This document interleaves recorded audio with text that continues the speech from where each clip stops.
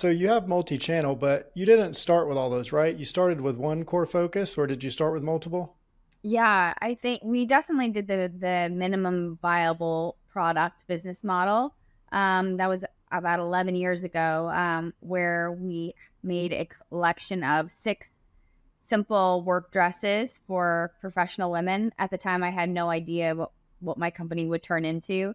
But I just had a vision for creating this small collection. Honestly, I was thinking of maybe just taking a break from the corporate world and doing this as a bit of a hobby. I knew people needed it. And it was, yeah, six, well, it was really five dresses, a skirt, and a top matching set. And we started with a little pop up shop near Grand Central. Um, and that was easy. I had a great network of women who needed clothes like that already from my last job, but it wasn't just my friends that came to shop. Um, it was an amazing, it was an amazing sellout very quickly. So I had that moment of, oh no, I don't think I'm going to be stopping this anytime soon. I better learn how to build a fashion brand. That's how it started. Awesome. So you had been in the industry as a designer before, is that right? No, I was actually in investment banking for Oh, six okay. years. Yeah. That's where I started. And the aha moment was that uh, really I was promoted and I needed to look more senior. And I had been wearing these Theory J. Crew suits, Banana Republic things that everyone else had, and I just felt like I was going to more client meetings. Everything looked a little shabby or ill fitting, and there wasn't anything, and it was really frustrating. So I had some pieces custom made, and then everyone asked where I got them, and then I thought, wouldn't it be glamorous to be a fashion designer? I got laughed at by everyone in my bullpen when I said that. I had sketches on my desk, and I was like, I'll show you. Yeah. And then W- I did. You have. Yeah. And so it sounds like you started out predominantly like word of mouth, and local Yeah. network. Yeah, I would say foot traffic, honestly. I learned a lot about location, how important location is for retail. Actually, I should go back. My first pop up shop was in the Lower East Side, which was absolutely the wrong location. But it was really cheap and it was kind of like an artsy art market. And I was there for a week and I brought way too much merchandise and sold one dress and it was really demoralizing. And then I just thought I need to be where the business women are. And there was a little teeny space right by Grand Central. And I was like, well, seems like hundreds of thousands of people commute from here every day. And so I'll just put a sign out on the street, and that was it. And we've sold out. And how long, you still do brick and mortar, yeah? Um, so we closed our last store last summer, a year ago. Right now, we Okay. have this is our showroom space. We're on the fifth floor, so you can book appointments and come in here. We also run our production out of here, but we meet with um, we people do book appointments. I would say almost every day we have an appointment or so, or we will have a corporate client come in here to look at the line and work with them to develop a collection. But the traditional brick and mortar, we don't have. At one point, we had three locations, and we've changed after the pandemic. I pivoted away from that, but it's not set in stone. They will never reopen again. But for right now, taking a break. Yeah, well, I'd love to go into that kind of timeline. So Yeah. you started out with the pop-up shops and you were seeing success with that. I know you've taken multiple pivots throughout the business and you have, e-commerce, you have in person, you have the B2B side. What does that timeline look like? Like how long were you just doing the pop-up shops or the retail before moving into maybe e-commerce or to the next space?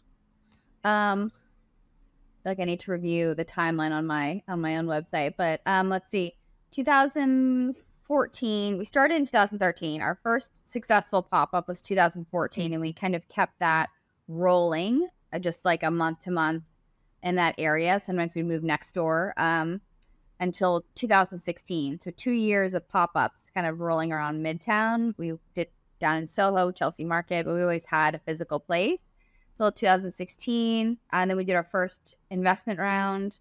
And then actually we had a pop up shop downtown. So really 2017, sorry. So it was really like 3 years of pop ups, having no long term leases because we didn't have the money. After we closed our first investment round with a private equity fund.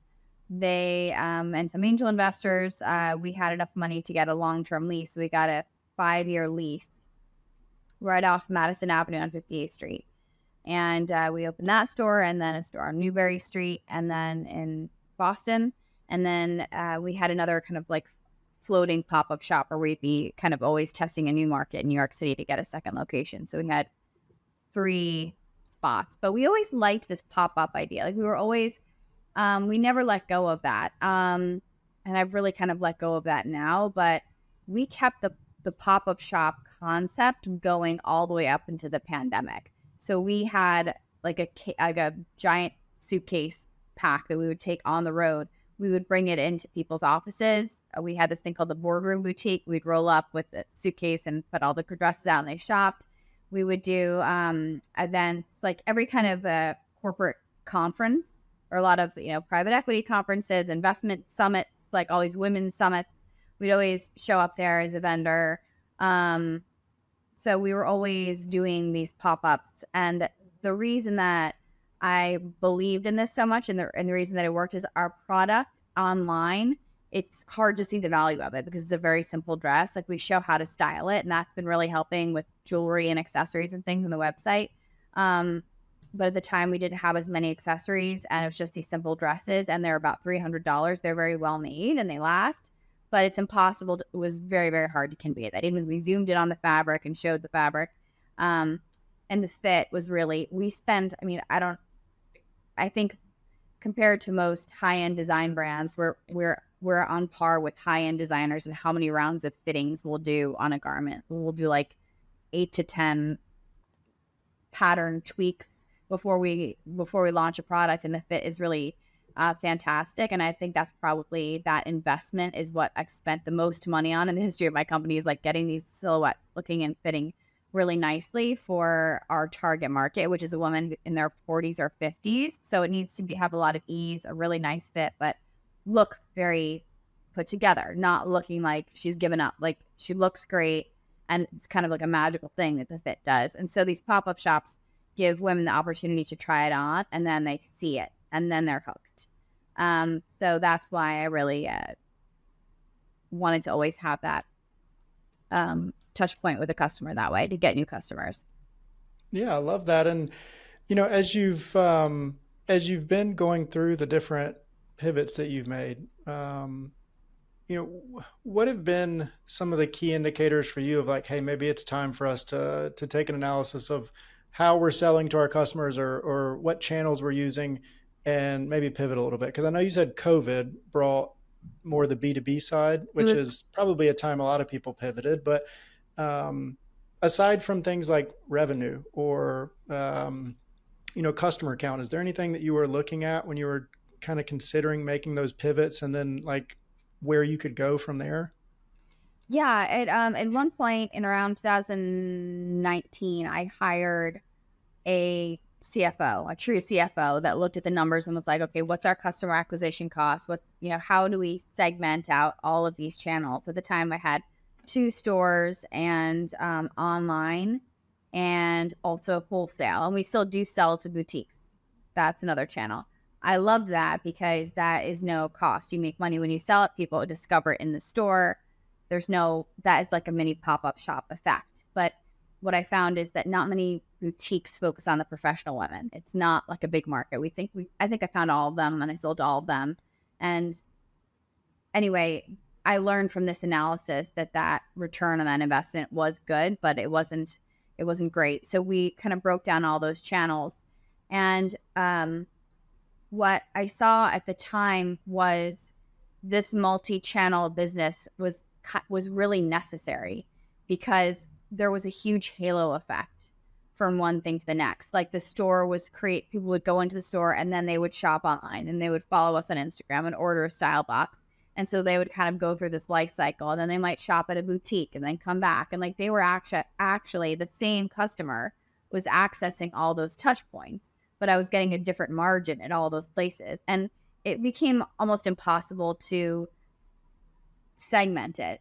And so everyone was a bit of a generalist at the company. We had a store manager, a digital marketing person, a wholesale person, production team. But it was hard for them to really take credit for like success because it was all kind of swirling together like this. But it was one of my philosophy at the time was like the tide raises all ships. Like we all go up. We're all going up together. The business does well. If wholesale's doing well, it's going to help our retail store. It was like how in the pie chart on our website of how did you hear about us? It was always just a huge mix. Word of mouth, wholesale, Instagram. Like there was no winning segment. So there was no way to really say like, let's really invest in digital. Let's really invest in the store. I'm like, we just have to, the answer to me was we need a bigger collection. We just need to make more products and distribute it out of our channels and continue to do that. And that's what we did. And we actually invested in the brand. We're like, what are we? Let's invest in great products and continue because all of them are working reasonably well. And so we just started building out the collection and the business grew like that. That was really great.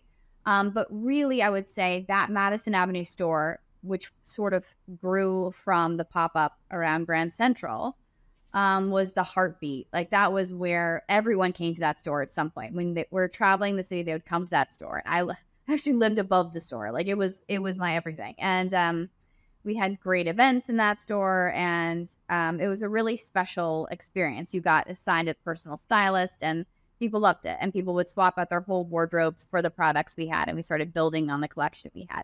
Everything from bags and shoes and jewelry and even makeup at one point, just kind of like expanding that out. And that was kind of how I felt the business was really going to go, building that product. And it did. And we were slowly and steadily building up a very, very loyal following. And it was great. And then, the soul crushing blow was a government mandate to shut your store, and also no one can go into the office, which was very, very hard to come to terms with. But luckily, we manufacture in New York City. That was one of our things. Like we work with these high-end kind of boutique sample rooms. We make small batch, high quality, and sell it. And no shipping cost, really. Sometimes like taking an Uber up to the store. And our warehouse was in New Jersey, so that wasn't expensive either. But I was able to buy up I talked to all the cutting rooms. I was able to buy up all this cotton fabric right before all the factories closed. And I shipped it out to a factory that I knew in New Jersey and started making cotton masks. And then someone asked if I could make medical gowns. And we moved all of our supplies out to New Jersey because New York was on lockdown. Like the day before the lockdown happened, I got a U-Haul and pulled out all my fabric, me and like a bunch of these other guys that had worked in the factory, and was like, we've got to get all this cotton out, all these trims out, take it to New Jersey. And we got it out, and like the doors shut. And we rushed out to New Jersey, started making masks and gowns. And then we got orders from hospitals. People were sending us deposits being like, make us stuff. Here's like many hundreds of thousands of dollars. Make us as much as you can, as fast as you can. The wires were just coming in. And then I was onboarded at these hospitals and other businesses as a vendor. And then I realized a much bigger scale of business. And I kind of had been living in this kind of mom and pop world of it's so wonderful, a great relationship with customers. I'm making a fine salary, but like it really opened my eyes to what big business feels like. And working with a big hospital, like shipping hundreds of thousands of units of things. And we were we ordered fabric from Korea. We tested it at a lab, got FDA equivalent approval on these things. And it was really exciting. And I've been living in this world for a long time. And suddenly I was like, this B2B is a whole new ballpark, a whole new game. I'm on a different field, and it's a really cool field to be on, to sell directly to like a major hospital and the doctors wearing it, and being able to make something that was safe and antimicrobial and approved. And, it was a really amazing thing. And that saved my business. I ended up closing my lease, terminating my lease. I had to pay to get rid of that. I was able to keep my staff on payroll, and help with that part of the business. And then afterwards, I got really intrigued by this B2B, like corporate contracts. And so I started cold calling hotels and airlines, which were still open for business. And actually, flight attendants started ordering from my website directly. And so I was like, we're trying to figure out who's ordering now. It's news anchors, it's people on TV, and flight attendants. And we already sell to all news networks. We already work with all the stylists. That's something that's been part of our brand for a long time. But the flight attendants thing was very interesting. And so we realized that we were getting these reviews on our website saying, I'm a flight attendant and I'm wearing these clothes. And so I thought, okay, I take some of these reviews and I can send it to some other airlines and maybe they'll also want something, because we were kind of trying to figure out anything we could do to grow business. We were down about 85%. Like, I was trying to sell bathrobes and like face mist and eye masks, and it was not happening. Well, that's not who we are. And I refused to make sweatpants. I made one almost sweatpant, and then I was like, I just can't. Our brand is just not that. We'll lose the whole like essence of our brand if I do that. So I refused to pivot the product. I was like, this is what we have. Who's wearing this now? People on TV and apparently flight attendants. So I started working on these contracts, and the hotels, they were like, well, we're eventually going to open up. I was like, well, why don't we work on this like new uniform for your new opening? And so I got some interest. Then I remember I set up I sent this link out to a bunch of airlines, and here's book me on Calendly, set up the call for weeks. No one ever booked it. We still sent it out. No one's booking. And then all of a sudden I was visiting my parents in Connecticut, and I see this reminder. It's like, so-and-so airline, I can't mention it yet. It's like, has scheduled a meeting with you, and it's in 20 minutes. I was like, what? And I quickly put together, I had a presentation and jumped on the call, and they're like, you guys like, so I have to meet you because all of our flight attendants are wearing your dresses and they're buying them from the website. And like, I just need to see if you're a real person and can we place in bigger order? And so then within a year, we had a multi-year contract with them. We're now doing pilots. We're doing 2 hotels. We're doing a cruise line. And so now we have a whole menswear collection now, because we had to dress the men too. So, God willing, we'll continue to do a good job, but it's been really exciting to make new products. And I think I found a passion for making a great product and being innovative.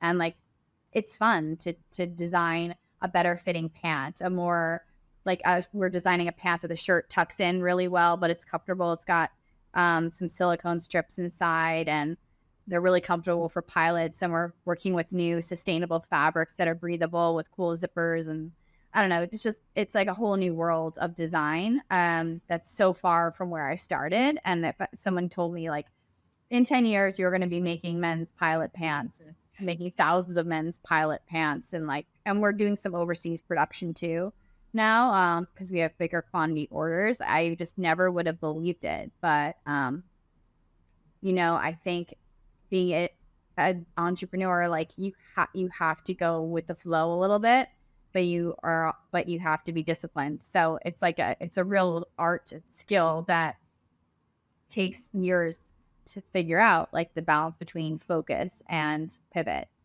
Mm-hmm. And that's something I think about a lot, but I think I've made gotten a few lucky breaks in the past few years that we've said yes to, and it worked out. So thank God for that. Yeah, that's an awesome story. I mean, I remember during COVID, the mask and the toilet paper were the 2 things that everybody needed and wanted and couldn't get. So that's a really cool pivot, and it's interesting how that led into the B2B play for you there. I'm imagining that your sales cycle, of course, is longer per purchase, but you get a much bigger return for your time invested with it. With that too, I'm also imagining you've probably needed to pivot your messaging a little bit, or am I off there? Like, do you feel selling to end consumer is a little bit different messaging wise than the corporate buyer? Yeah, this is something we spent a lot of time thinking about. Do we create a new label for the Hmm. menswear? We're thinking about that. We've been bouncing around lots of ideas lately. We have a lot of decks and different logos, and we're kind of in that logo design phase again. Trying to figure out the messaging, and the question, of course, is this 2 brands or one, or is it all? And for me, my soul is I get excited by dressing with men and women, people going to work. Like, you have to do a job, this is good gear for your job. I actually even did some safety vests for an airline a few months ago, and like even working on that project, it's like creating it's a tool for your job. So Nora Gardner was started out as a need for uniform workwear for business women, and so this is all in the same world of workwear for professionals. So the messaging pivots a little bit to not just professional women, but working people. Clothes that you want to wear to work, but where also they're so awesome that you'll be wearing them outside of work. That's the idea, that it's just clothes to live in, work in. And I also got married in the past year. And so like my world now involves like many more people, and my husband has kids. And so I'm kind of thinking about like what he needs to work, and like to be a parent also. Like there's more demand, so it's like this is kind of clothes for people in your daily lives. I'm a different person than when I was before, which is like a single woman, like very focused on her business and her lifestyle. And now I've changed too, and so the brand is broadening out, I think, with me a little bit, as people have evolved through COVID. So now it's clothing for all people in their working lives. So I think the messaging is going to move a little bit to incorporate that, but always be true to where it started, if that makes sense. Yeah. Do you think you'll do like, apologies, this is the only analogy or example that I can think of, but like Ralph Lauren has like Lauren, and then they have like the different labels within Ralph Lauren. Are you thinking that, or are you going to do like Nora Gardner for women and Norman Gardner for men, or what is the naming you're thinking? Yeah, no, I think I guess I can test the name. I mean, we the name that we have for the winning name that we have for the more broad uniform line is called Living by Nora Gardner. So Yeah. there's an NG at the end of Living, and our logo is the NG. So we kind of have that highlighted by Nora Gardner. And the tagline that I'm working with right now, you can give me your real-time feedback, Yeah. is stop stressing, start living. And it's like clothes for your day-to-day, something along those lines. But it's like, don't stress Yeah. about the clothes. I love it. Yeah. And so it's meant to be more broad, and maybe that'll be just for the men. So I just thought this is going to be, I don't want to ask a dude to wear the Nora Gardner. Our motif is this kind of floral thing. It's on the wall on the other side of me. I want to show it to you. I'm wondering if I have any of our floral motifs anywhere. But like, if you get from an order from Nora Gardner, your box will be covered in floral, like tissue paper and stuff, and like stickers. I'm like, I think we just, for a guy, I mean, maybe it would work, but I think we need something a little bit more masculine for these pilots. So this is kind of where we're going with. We'll look more navy tone to it, but still by Nora Gardner. I love it. That's awesome. Well, I love to hear the pivots and the growth with it. I mean, so I know you said that you're in the midst right now of doing a little testing, trying to figure out naming, trying to figure out how you'll branch that out. What are some of the biggest like marketing opportunities or challenges outside of that you're currently seeing? Right now we've really found an opportunity. I feel that we have more orders on our plate that we need to grow.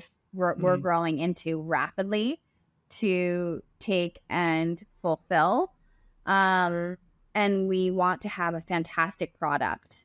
And so we're running our first menswear line through now. And so far we've gotten great feedback. And, I think that with marketing, for the first time in my like entrepreneurial journey, it's not like on the top 5 of my worries. I think that word of mouth is really powerful in the uniform world. I think we've made a bit of a mark. We're on the map. right now. And people are looking to see, like, let's see how she does in the first, can she handle a uniform program? Um, and so I feel a bit of that pressure, some eyes on us right now. We also had to build out a back end of our website so we can handle an allowance management program, which Hmm. took us about a year, honestly, to develop this whole new platform. It's very different from a Shopify store where you can onboard companies and they give you a deposit and you're basically managing each employee like an individual account with Oh, the wow. ledger. Yeah, so it's a bit technical too, and we have a team working on that. And and the orders are more than enough to sustain us right now.